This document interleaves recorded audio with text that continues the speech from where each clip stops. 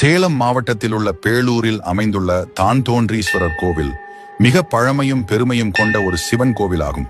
இந்த கோவில் மனிதர்கள் கட்டாமல் தானாகவே தோன்றிய சுயம்பு சிவலிங்கத்தால் சிறப்பு பெற்றது. முன்னொரு காலத்தில் மாணிக்கம் செட்டியார் என்ற வியாபாரி மிளகு மூட்டைகளுடன் வியாபாரம் செய்வதற்காக பயணம் செய்து கொண்டிருந்தார். ஒரு காடு வழியாக சென்று கொண்டிருந்த போது ஓய்வெடுக்க ஒரு இடத்தில் அமர்ந்தார்.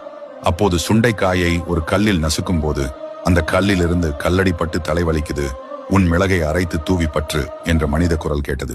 இதை கேட்டு பயந்த செட்டியார், நான் மிளகு அல்ல உளுந்துதான் எடுத்துச் சென்றேன் என்று பொய் சொன்னார். அதன் பிறகு வியாபாரம் செய்ய சென்ற இடத்தில் அவர் கொண்ட மிளகு மூட்டைகள் அனைத்தும் உளுந்தாக மாறியிருந்தது.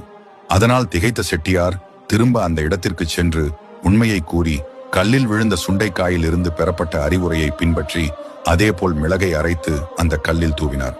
அப்போது அதிசயமாக உளுந்து மீண்டும் மிளகாக மாறியது.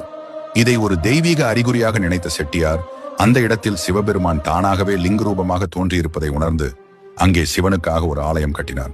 இந்த கோவிலில் சிவபெருமான் தான்தோன்றீஸ்வரர் என்ற பெயரில் அருள் பாலிக்கிறார். அவரது துணைவியாக அம்மனாக சக்திகிரீஸ்வரி அமைந்திருக்கிறார். இந்த கோவிலில் சூரியனின் கதிர்கள் தான்தோன்றீஸ்வரர் மீது விழுவது சிறப்பாக கூறப்படுகிறது. மா, பலா மற்றும் இலுப்பை ஆகிய 3 வகை மரங்கள் ஒன்று சேர்ந்த மரம் இந்த கோவிலின் தலவிருட்சமாக உள்ளது. இது மிக அபூர்வமானது. சோழர்களின் காலத்தில் விரிவாக்கப்பட்ட இந்த கோவில் இன்னும் பல நூற்றாண்டுகளாக பக்தர்களை ஈர்த்து வருகிறது. திருச்சிற்றம்பலம்.